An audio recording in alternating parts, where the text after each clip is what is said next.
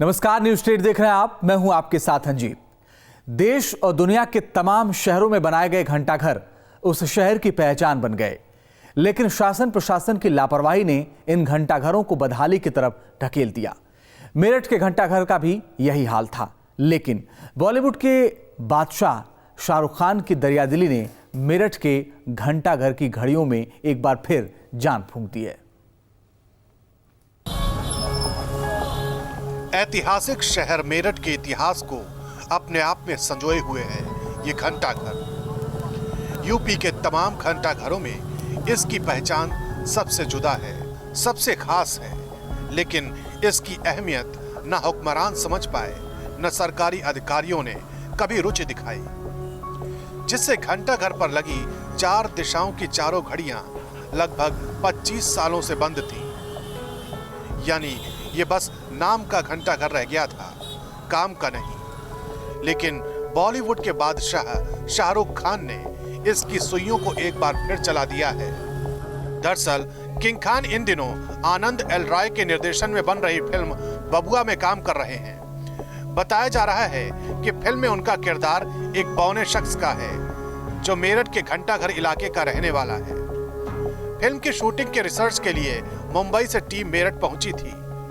यहाँ उन्हें घंटाघर की घड़ियों के बंद होने की जानकारी मिली। टीम ने घंटाघर के केयरटेकर शमसुल अजीज से घड़ियों को दुरुस्त करने का वादा किया था।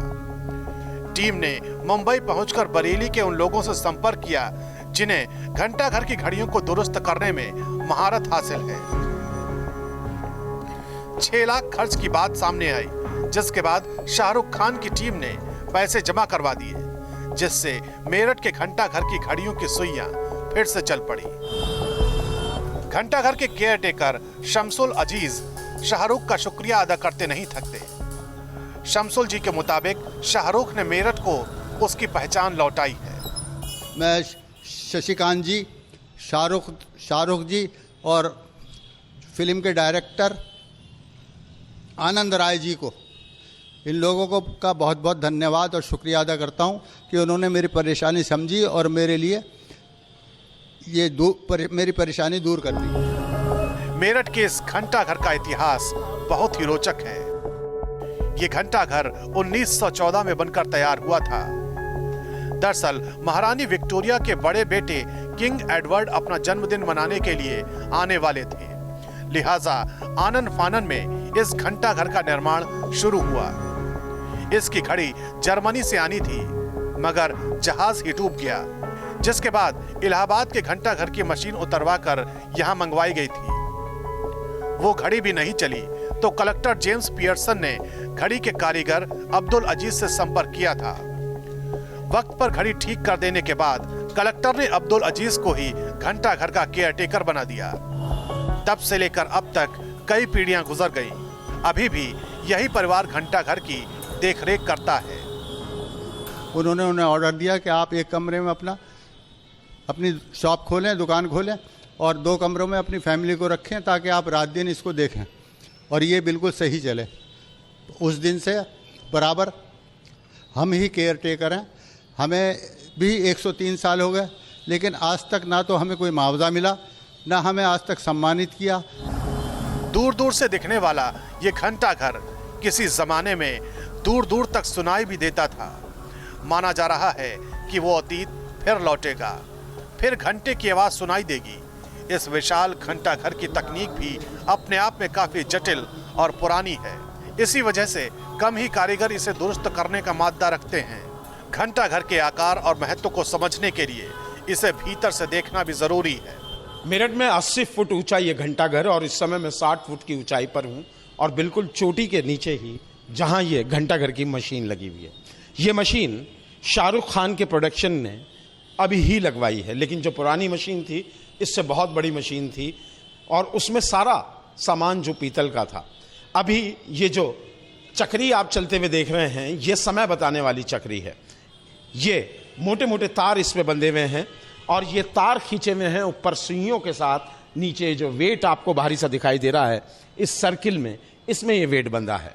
इसकी अपनी टेक्निक है। छोटी छोटी चक्री जो पीतल की आप देख रहे हैं, और ये चक्रियां घूम रही हैं, ये पेंडुलम इस पर लरज रहा है। ये समय बताता है, ये सेकंड की सुई है, ये सेकंड की सुई है, वो मिनटों की सुई है। और दूसरा ये चाबी है, ये चाबी भरी जाती है तो ये वेट के साथ खींचती हैं सुइयां। ये वेट हमने आपको नीचे दिखाया था, नीचे लटक रहा था, झूल रहा था। इसको शमशुल भाई ने, 2 जने जो इनके साथी थे, उन्होंने 80 साल की उम्र है शमशुल भाई की, उन्होंने बड़ी मेहनत से इसको चाबी को भरा तो ये ऊपर आया। लेकिन जो घंटे होते हैं ना, टन टन टन, वो घंटे अभी बज नहीं पा रहे हैं। वजह क्या है कि ये चाबी बहुत टाइट है। पहले जब अंग्रेजों ने ये घड़ी लगवाई थी, इलाहाबाद हाईकोर्ट से उतरवाकर 100 साल चली थी, बिल्कुल पीतल की थी, और उल्टे हाथ से शमशुल भाई इसकी चाबी भर दिया करते थे। लेकिन ये अब बहुत टाइट है, इसलिए इसका वेट यहाँ नीचे आप देखेंगे। मैं अपने विजय से चाहूंगा कि वेट पे नीचे पैन करके दिखाएं कि किस तरीके से वो भारी पेंडुलम नीचे जाकर बैठ गया है। यहां से जो नीचे की दूरी है वो लगभग 20 से 25 फुट है, जिस पर हम लोग चढ़कर आए हैं। यहां चढ़ना भी आसान नहीं है।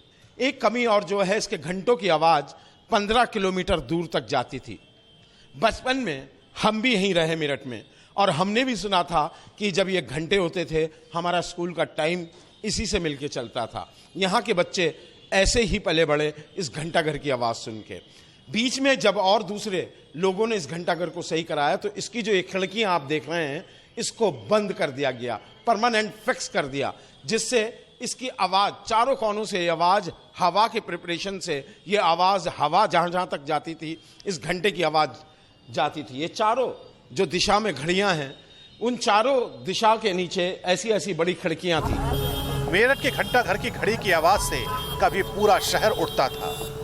कह सकते हैं कि इस शहर ने समय का मतलब इसी घंटाघर से जाना।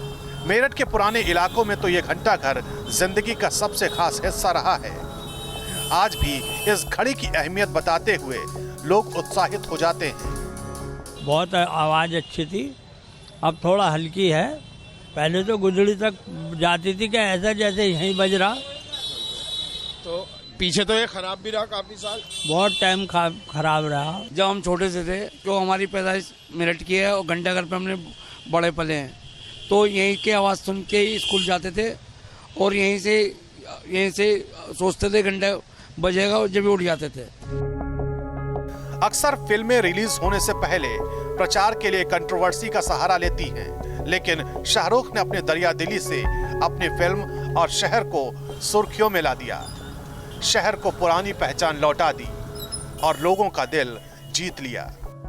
25 साल तक इस घंटाघर की सुइयां थमी रही, इसके घंटे चुप रहे, यानी कि खामोश। और ये खामोशी देने वाली वो सरकारें हैं जिसे इसने ना जाने कितने दौर में बदलते हुए देखा। अब शाहरुख आए और उन्होंने वाकई में जताया कि उन्हें किंग खान क्यों कहा जाता है। 6 लाख रुपए तो उनकी प्रोडक्शन टीम ने इस घंटाघर को शुरू कराने के लिए दिए, लेकिन सवाल साथ में ये घंटाघर उन हुक्मरानों से पूछता है जिन्होंने कभी इसकी तरफ एक नज़र उठा के देखा ही नहीं। वीडियो जर्नलिस्ट नवीन पाल की जगह अभिषेक शर्मा, मेरठ, न्यूज स्टेट, उत्तर प्रदेश, उत्तराखंड। राजधानी लखनऊ के घंटाघर की शान सबसे जुदा है, सबसे अहम है, क्योंकि लखनऊ का घंटाघर देश का सबसे ऊंचा घंटाघर है। इसकी खासियत के बारे में बता रहे हैं संवाददाता मनीष भट्टाचार्य। लखनऊ का घंटाघर यानी वक्त मीनार भारत की सबसे ऊंची मीनार मानी जाती है। ब्रिटिश वास्तुकला का सबसे बेहतरीन नमूना कहा जाता है। विक्टोरियन गॉथिक तर्ज का ये घंटाघर अवध पर हुकूमत बरतानिया का ऐलान करने के लिए 1881 में हुसैनाबाद के बीचों बीच बने गेंदघर को हटा के बनाया गया था। उस वक्त 1,17,000 का खर्च नवाब मोहम्मद अली शाह के वक्त से वसूला गया। रॉक्सेन पायन ने इसका नक्शा और लंदन के J.W. बेंसन ने इसकी चौमुखी हिंदुस्तान की सबसे बड़ी घड़ी बनाई। इतना ही नहीं, कहते हैं कि इस घंटाघर में लगी घड़ी की सुइयां बंदूक धातु की बनी हुई हैं, जिन्हें लंदन के लुई गेट हिल से लाया गया था। 14 फीट लंबा और 1.5 इंच मोटा पेंडुलम वेस्टमिनिस्टर क्लॉक की तुलना में सबसे बड़ा है। इस घंटे के आसपास फूलों की पंखुड़ियों के आकार पर बेल्स लगी हुई है। लखनऊ का ये नायाब नमूना आपके सामने है और इसको देखने के लिए दूर दराज से लोग आते हैं। लखनऊ के इस घंटाघर को हुसैनाबाद चौराहे पे यहाँ पर रखा गया है। रूमी गेट, इमामबाड़ा और उसी के सामने ही इस घंटाघर को बनाया गया है। शाम को बेहतरीन लाइट इसमें जलती है और कहीं ना कहीं इसको देखने के लिए बल्कि सिर्फ लखनऊ के ही नहीं बल्कि दूर दराज से देश विदेश से लोग आते हैं, क्योंकि ये ब्रिटिश वास्तुकला का सबसे बेहतरीन नमूना है जो कि भारत की सबसे ऊंची मीनार भी है। वीडियो जर्नलिस्ट अमित सिंह के साथ मनीष भट्टाचार्य। किसी जमाने में गोरखपुर की खास पहचान हुआ करता था यहां का घंटाघर।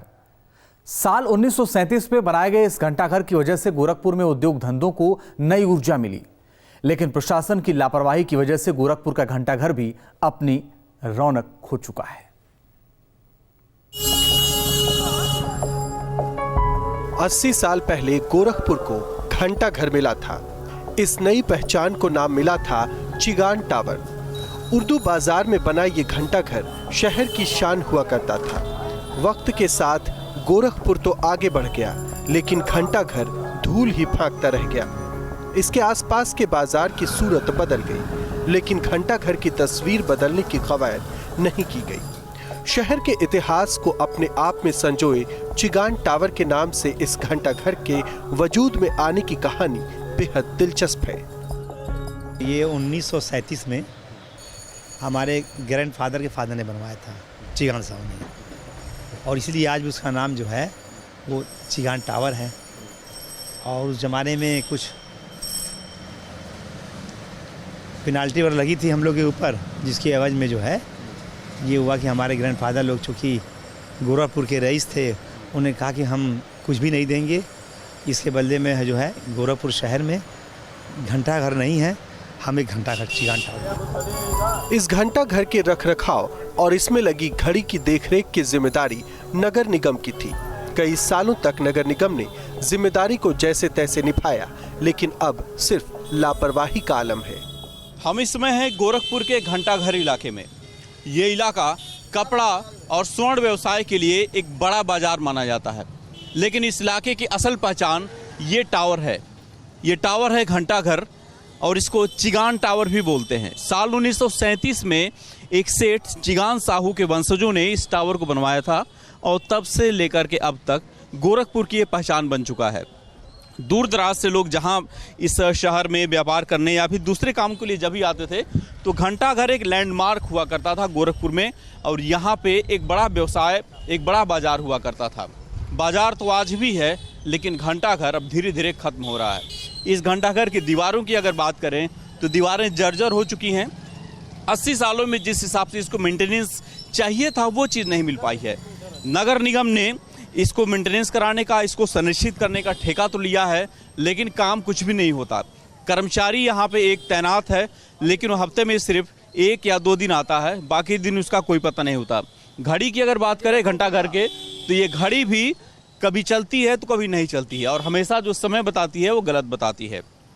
पहले इस इलाके में घंटाघर की घड़ी की जो घंटी थी उसकी आवाज़ से लोगों को पता चलता था कि अब 1 घंटा पूरा हो गया है और समय कितना हुआ है। लेकिन अब घड़ी भी शांत है और घंटाघर भी अब शांत होने की स्थिति में है, क्योंकि अब ये धीरे धीरे खत्म हो रहा है। चिगान टावर की खस्ताहाल स्थिति चिगान साहू के वंशजों को सबसे ज्यादा सालती रही है, इसलिए उन्होंने इसे दुरुस्त करने का बीड़ा उठाया, लेकिन बगैर प्रशासनिक मदद के मुकाम हासिल नहीं किया जा सकता है। बगैर सरकारी मदद के समूचे इलाके की स्थिति नहीं बदली जा सकती है। सर, बनने के बाद तो बीच में हम लोग उसको मेंटेन कर रहे थे, ग्रैंडफादर और हमारे किया, तो बीच में जब ये नगर निगम ने इसको ले लिया तो इन्होंने उसको मेंटेन नहीं कर पाए कई साल से। तो अभी कुछ समय से हम लोगों ने इसको अपने टेकओवर में ले लिया है, और उसको जो है अभी घड़ी वगैरह जो बंद थी, अब घड़ी चलवाई जा रही है। रंगाई पुताई भी हम लोगों ने करवाया, और 15 अगस्त है, 26 जनवरी है, उसमें भी हम लोगों ने वहाँ पे झंडा फहराया, और बच्चों को हम लोगों ने जो होता है मिष्ठान वगैरह हमने वितरण किया। उस कार्यक्रम में हमारे परिवार के सारे सदस्य रहे।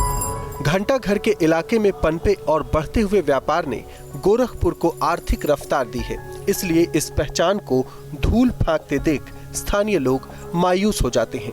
सबसे बड़ी चीज़ तो ये कि हमारी धरोहर है, हमारी पहचान है, और वो विलुप्त होती जा रही है। घंटाघर हमारी पहचान मानी जाती थी, नगर निगम इसमें कोई नगर निगम का कोई इंटरेस्ट ही नहीं है, कुछ करना ही नहीं चाहते। उनका एक आदमी रखा हुआ है, वो भी कोई मतलब नहीं उनका रखने का। और ये आप देख ही रहे हैं, यहाँ पे जमावारा ट्रांसपोर्ट लगा दिया गया, साइकिल स्टैंड बना दिया गया और एक तरह से अवैध कब्जे हो गया घंटाघर का। और आने वाले कल में जिस तरह से अभी हम लोग घंटाघर को देख रहे हैं, हमारे बच्चे घंटाघर को नहीं देख पाएंगे। माना जाता है कि अगर इस घंटाघर को ऐतिहासिक विरासत के रूप में संरक्षित किया जाए तो हालात बदल सकते हैं। शहर भी 80 साल पुरानी इस इमारत को रोशन देखना चाहता है, इसके घंटों की आवाज को सुनना चाहता है। जिन लोगों ने बनवाया था उनके वंशजों ने इस घंटाघर को नगर निगम के जिम्मे सौंपा था ताकि इसका सही से संरक्षण हो सके। लेकिन आज की स्थिति ये है कि घंटाघर बदहाल हो चुका है, घंटाघर जर्जर हो रहा है और नगर निगम अभी भी सिर्फ दावे कर रहा है अपनी इस ऐतिहासिक विरासत को बचाने का। गोरखपुर से वीडियो प्रतिबड़ के साथ दीपक श्रीवास्तव, न्यूज स्टेट उत्तर प्रदेश। गाजियाबाद का क्लॉक टावर आज गुमनामी और अनदेखी का शिकार है। कभी इसकी रौनक थी, इसकी सुइयां चलती थीं, लेकिन आरोप है कि कई सालों तक नगर निगम ने इसकी सुध नहीं ली, जिससे इस घंटाघर की हालत खस्ता हाल हो गई है। देखिए संवाददाता हर्षा चंदवानी की खास रिपोर्ट। किसी भी जिले का घंटाघर लोगों के आकर्षण का केंद्र होता है और वहाँ पे लगे क्लॉक टावर को तो खासकर लोग देखने आते हैं क्योंकि वो इतनी खूबसूरती से बनाया जाता है। लेकिन मैं इस वक्त गाजियाबाद के घंटाघर में हूँ और यहाँ जवाहर गेट पे बने क्लॉक टावर की अगर बात करूँ तो इसकी स्थिति काफ़ी बदहाल है। जैसा कि आप तस्वीरों में देख पा रहे होंगे, जो 2 लाइट्स लगी हैं वो ख़राब पड़ी हैं, वो जलती नहीं है। जो अंदर का पूरा रूट है क्लॉक टावर तक जाने का वो भी काफ़ी ज़्यादा ख़राब है। पूरे रूट पे कोई सफाई नहीं है, पूरी गंदगी है, कोई ऊपर जा नहीं सकता है। और इस क्लॉक की बात करें तो ये घड़ी सही टाइम नहीं बताती है, यहाँ तक कि घड़ी टूटी भी हुई है, जिस पर ना ही नगर निगम ने ध्यान दिया, ना ही यहाँ के लोगों ने, जो मार्केट के लोग हैं, ना ही इन्होंने ध्यान दिया। अगर यहाँ के लोगों की माने तो इस घड़ी के लिए खास एक व्यक्ति नियुक्त किया गया था, एक कर्मचारी नियुक्त किया गया था, जिसको कि इस क्लॉक टावर के तुरंत नीचे जगह भी दी गई थी, जो कि इस घड़ी में चाबी भरने का काम किया करता था। लेकिन उस व्यक्ति के देहांत के बाद अब ये क्लॉक टावर बंद पड़ा है क्योंकि अब इसकी कोई देखरेख नहीं करता, कोई चाबी भरने का काम नहीं करता। जबकि मैं आपको बताऊं तो पुराने समय में लोग खासकर इस क्लॉक टावर को देखने के लिए इस घंटाघर पहुंचते थे, ऐसा यहाँ के लोगों का कहना है। जो पुराने लोग हैं उनका कहना है, यहाँ तक कि लोग अपनी घड़ी का जो समय है वो इस घंटाघर पे लगे क्लॉक टावर से मैच किया करते थे। तो गाजियाबाद के घंटाघर की जो स्थिति है वो अभी काफी बदहाल स्थिति में है। गाजियाबाद से विरोजस नवीन के साथ हर्षा चंदवानी, न्यूज स्टेट उत्तर प्रदेश। बीते कुछ सालों में वाराणसी लगातार सुर्खियों में रहा है, लेकिन तमाम सियासी हलचल इसके घंटाघर की रौनक नहीं लौटा पाई है। काशी नरेश ने जिस घंटाघर को 150 साल पहले बनवाया था, वो घंटाघर आज बदहाली में घिरा है।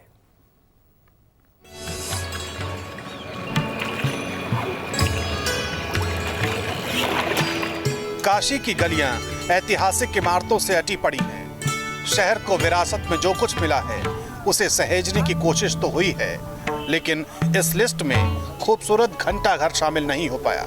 वास्तुशास्त्र के नियमों के मुताबिक बनाए गए इस घंटाघर की बुनियाद की कहानी आज भी सुनी सुनाई जाती है। बताया जाता है कि 19वीं सदी के आखिर में इस घंटाघर का निर्माण तत्कालीन काशी नरेश ईश्वरीय नारायण सिंह ने अपने बेटे प्रभु नारायण सिंह की शादी पर करवाया था। लंबे वक्त तक इस घंटाघर की गिनती सर्वश्रेष्ठ घंटाघरों में होती रही। शुरू में राजा के शासन में इसकी देखरेख हुई, बाद में जिम्मेदारी नगर निगम के हाथों में आ गई। जाहिर है कि प्रशासन ने लापरवाही बरती, जिससे आज ये खूबसूरत घंटाघर धूल फांक रहा है। घंटाघर में 4 घड़ियां हैं, यानी कि चारों तरफ हर दिशा में एक एक घड़ी लगाई गई है ताकि व्यक्ति किसी भी दिशा में अगर खड़ा हो घंटाघर में समय देख सके। इसके अलावा लोग बताते हैं, पुराने लोग, कि इस घंटाघर में जब घंटे बजा करते थे तो लगभग 1 किलोमीटर तक इसकी आवाज़ जाया करती थी कि लोग ये जान सके कि समय बीत रहा है घंटाघर की आवाज़ को सुन करके। पर समय के साथ ये घंटाघर बदहाल होता चला गया। नगर निगम की जिम्मेदारी थी इस घंटाघर की देखरेख करने की, पर नगर निगम ने कोई ध्यान नहीं दिया और आज से लगभग 30 साल पहले ये घंटाघर बंद हो गया और अब धीरे धीरे आप देख सकते हैं किस तरीके से बदहाल स्थिति में ये घंटाघर पहुंच चुका है। जबकि वाराणसी में एक हेरिटेज के रूप में इस घंटाघर को देखा जाता है, पर नगर निगम की जिम्मेदारी थी इस घंटाघर को सहेज के रखे, पर ऐसा कुछ हुआ नहीं और धीरे धीरे ये घंटाघर सिर्फ एक वाराणसी में एक माइलस्टोन के रूप में रह गया, एक जगह के नाम से रह गया। 3 दशकों से इस घंटाघर की घड़ियां काम नहीं करती हैं। स्थानीय लोगों की राय है कि इसे संवारने की दिशा में कदम उठाने चाहिए। और क्या, चलता तो बहुत सुंदर लगता है ये चीज़। ये काशी की पहचान होती है कि हाँ चल रहा है, लेकिन चला तो आज तक नहीं दिखा। क्या मानते हैं इसका देख रेख होना चाहिए? देख रेख होना चाहिए इसे। चलता था तो बजे का आवाज़ भी गूंजता था बहुत दूर ले। यहाँ पर घंटाघर नहीं चलता है तो इससे बहुत दिक्कत है लोगों को। जो मतलब इसका जो ऐतिहासिक रिकॉर्ड खत्म होता जा रहा है। इसका ऐतिहासिक महत्व है जो काशी नरेश की स्मृति है। अधिकारी बहुत से आते जाते हैं, अपना जांच करते हैं, लेकिन कोई काम नहीं हो पाता है। इस दौर में काशी को क्योटो की तर्ज पर विकसित किए जाने की चर्चा है। ऐसे में घंटाघर को लेकर भी रणनीति तैयार होने का दावा किया जा रहा है। देखिए, उसका डीपीआर बन चुका है और ये आपने अच्छी बात कही। देखिए, काशी के सांसद नरेंद्र भाई मोदी ने देश के अंदर जो भी हमारी पौराणिक चीज़ें हैं, जो हेरिटेज के रूप में, चाहे वो टेंजिबल हो चाहे नॉन टेंजिबल हो, उस दिशा में पहले से प्रयास किया। तो बनारस में खासकर तो हमने सेकंड फेज में उसको लिया है और वो जल्द ही एक आधुनिकता का रूप लेगा। साफ है कि काशी के घंटाघर और उसके आसपास के इलाके का विकास होता है तो पर्यटन को बढ़ावा मिलेगा। Sushant Mukherjee, Varanasi, news state, Uttarakhand, Uttar Pradesh. इलाहाबाद के ऐतिहासिक घंटाघर से उसके आसपास के इलाके को पहचान मिली, लेकिन आज यही घंटाघर पहचान बनाए रखने की लड़ाई लड़ रहा है। इस घंटाघर की स्थापना 1913 में शहर के रईस राय बहादुर लाला और रामचरण दास और उनके भतीजे लाला विश्वेश्वर दास ने की थी। घंटाघर की पहचान ऐसी थी कि शहर का बड़ा हिस्सा उसके घंटे की आवाज़ सुनकर जागता और सोता था। पुराने लोग बताते हैं कि घंटे की आवाज़ कई किलोमीटर दूर तक सुनाई देती थी, लेकिन 90 का दशक आते आते घंटाघर का घंटा खराब हो गया, जिसके बाद घंटाघर की घड़ी बदल कर इलेक्ट्रॉनिक घड़ी लगाई गई, लेकिन वो घड़ी भी ज़्यादा दिन तक नहीं चल सकी। ये बड़े सुख का विषय है कि ये आज भी विद्यमान है और आज भी इसकी घड़ी को, इसकी देखरेख की जाती है और आज भी यह समय का बोध तो कराती है, लेकिन वो घंटा जो उस समय 1913 ईस्वी में जब बजता था तो शहर के कोने कोने तक इसकी गूंज सुनाई देती थी और लोग कदम से कदम और ताल से ताल मिलाकर चल पड़ते थे।